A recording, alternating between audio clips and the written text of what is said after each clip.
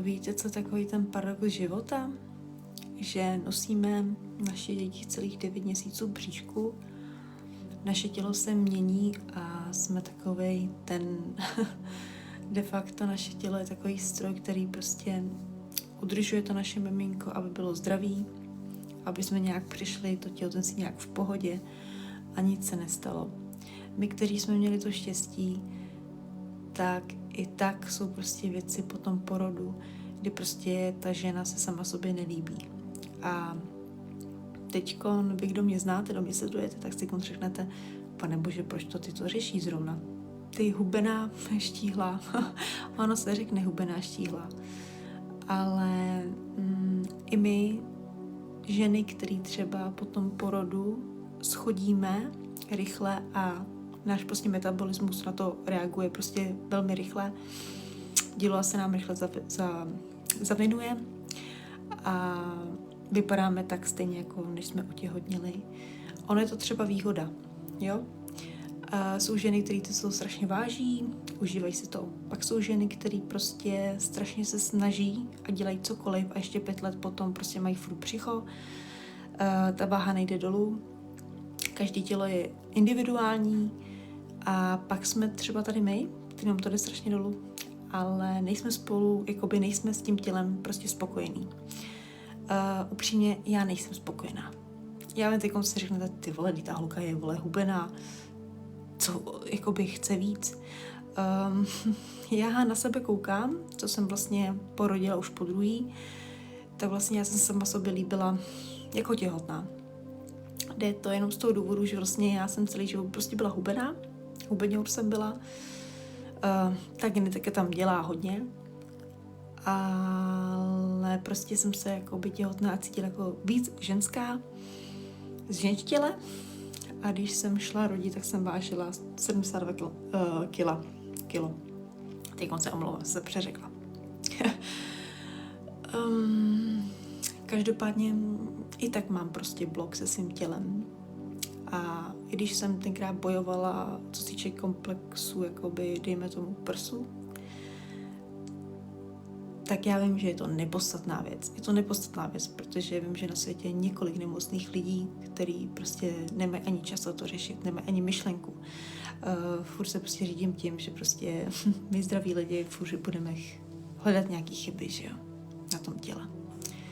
Furt budeme nespokojení, furt budeme prostě stěžovat, že prostě život je úplně na hovno, ale na druhou stranu prostě někdy na to máme právo. Ale jak se říká, a je to prostě dokázané, dokud člověk je zdravý, tak neví proto. Jakmile onemocní, tak pak to začne. Já jenom chci říct, že prostě, já jsem celý život měla komplex, třeba co se týče prsu.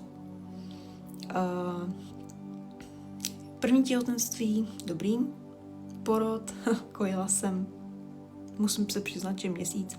Víc k tomu vyjadřovat nebudu, proč, protože v dnešní době vás i klidně ukomenují jenom za to, že jste prostě máma, která kojí měsíc. Teď při druhém miminku, dceři jsem prostě kojila jenom fakt krátce, ale u mě se to prostě zbořilo úplně celkově, úplně na prd všechno. Pak najednou hned v 6. neděli mě chytil slepák, takže vlastně na jednu stranu jsem i ráda, že už jsem potom nekojila, protože to bylo tak psychicky vyčerpávající a byla jsem na tom docela dost psychicky špatně a tak celkově, že já jsem ráda, že nakonec to dopadlo, že jsem nakonec byla na umělém.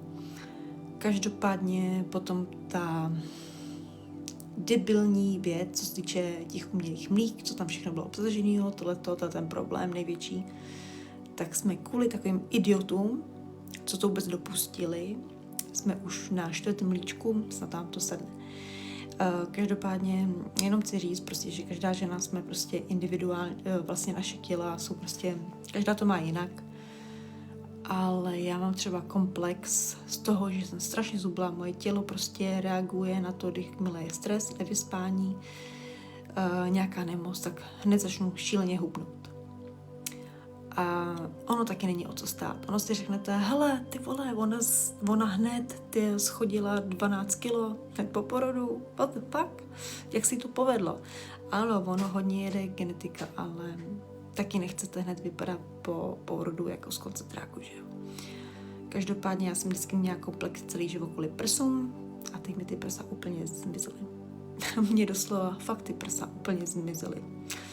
Já jsem celý život měla malinký, a pak se trošku zvětšil vždycky v těhotenství, nebo když jsem našla koj, to najednou byly 3, teď je to zase lentilky pod koberec, já vím. A se tady řeším takový docela dost velký kraviny, ale ono to ani tak moc velký kraviny nejsou. Prostě jsme ženy rozdělený, buď prostě to neschodíš, anebo schodíš strašně rychle a nejsi spokojená. Chci říct prostě, že i my, štílí ženský, máme prostě komplex z něčeho. A chtěla bych se na to přímě jakoby zeptat vás, jestli jste to měli úplně to samý po porodu. Jestli máte prostě maminky, které prostě, nejen, že se schodily rychle, ale jestli jste dokázali přijmout to tělo zpátky. Mě teda hodně poznamenalo, že prostě 6 nedělí to tělo se má zotavovat a najednou mě chytí slepák a jdu na operaci se slepákem, že jo. A to mě psychicky úplně poznamenalo, takže jenom chci prostě říct, že jsme strašně silný ženy.